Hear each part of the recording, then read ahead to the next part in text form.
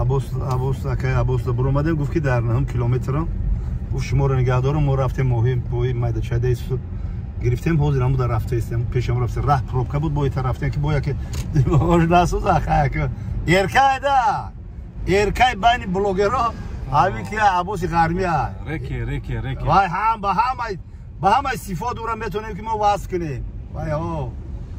شما با امر خدا کسی که مثلا همین عباس غرمی را گپی خوب میگه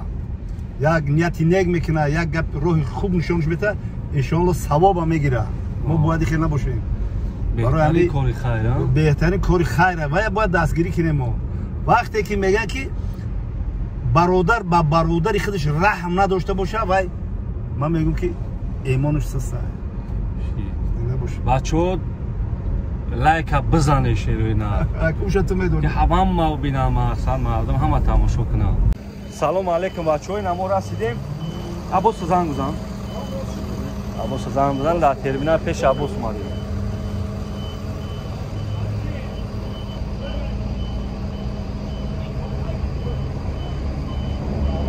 نمی‌بردورم عباس فایو کردیم جو عباس عباس بیا این اومد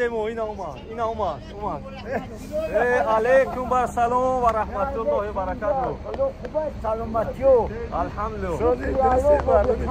چی الحمدلله بابا سوزی عباس جان تنجی سلامتی و سوزی اینجا بعدم چوکایی تنجی هیچ اینم محتاج به ناخونی پای شما زنده باش ما همه چی وعده کردیم که ان شاء الله با امر خدا با وعده مستوره داد مستر بابی جون خداوند کریم دائما برای کار تو که شایش کار تو که اول خونه خدا رو نصیب زیارت بگردنای قصد قواله خدا نگاه تو داره او آدمایی که نسبت ما و شما غیبت میکنن خداوند کریم با دعای خدا گرفتارشو کنه دعای دعام نزدی الله مهربان مستجاب شد با وطن دشمنایی که نسبت ما و شما بدی دارن خداوند کریم باید صدمه دچارشو کنه دعای نیک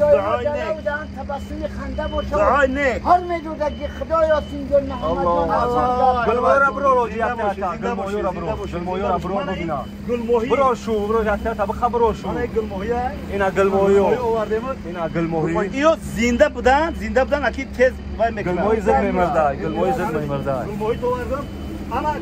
بدونی برادری کاندو من کاندی سفید تو واردم برادری کاندو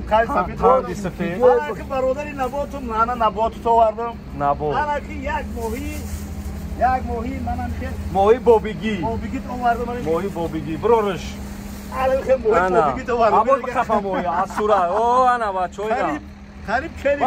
بردارش اینا بچو من همین برادرم ما وعده کردیم شما با امر خدا با عباس جون آوردیم و چی گفتنی هستیم گفتنی هستیم که برادرها همین عباس جان برادری قندی من میخوام که همه وقت همین عباس جان دستگیری کنین تلفنش کنین بیاین فقط دعای خوب دعای نیک فقط برای جوانا برای مثال برای وطن برای پیشرفت برای همین وطن مشکل گل شکفانه برای همیا نوار کنیم الحمدلله مثال حرمت احترام کلانا مثال حرمت احترام زن مادر حرمت احترام مثال فرزندای مثال نبرکا همین که باید ما نوار کنیم ما نبیم اگه عباس سرش ویرون کنیم و بگیم که یکم گپای قبیح گپای ناسوزا بگم ایجا تو عباس جان فقط دعای نیک میکنی انشاءالله کدومه که همین گفت که یکم کسا دشنام و حقارت که بگو که بره پیش من بگو من خیلی نوار نمیکنم حضور احمد بابی خب شورا جان چی گفتنی هستی من گفتنی هستم که هر مرد شتردار اویس قرانی نیست هر شیشه گل رنگ عقیق یمنی نیست جایی که برادر با برادر ندارد رحم بیگانه برای تو برادر شدنی نیست ما هممون برادریم ما هممون تاجیکی سربلندیم تاجیک در برادر هستن او بیگانه پرستی نکنه بیگانه هیچ وقت با شما برادر نمیشه تاجیک چیکه باشه نباشه تاجیک برادری خودمه من تاجیک برادری خودمه زنده و سربلند باشه عباس جان حیات باشه و دایمش کپون باشه عباس جان دیگه وقتی دعا میکنی در وقتی داد اقرار نکنه وقتی اقرار آدم نیست، دستش تمام. برداره رو به الله میکنه وقتی اقرار میکنه اوجه گناه به حد عظیم است تمام دیگه. نه که دیگه نه اقرار برو بخش حرکت نکشی شما. دیگه نه حقارا نکن. فقط فقط دوای نیک زنده باشی مالی برادرو سلامت باشی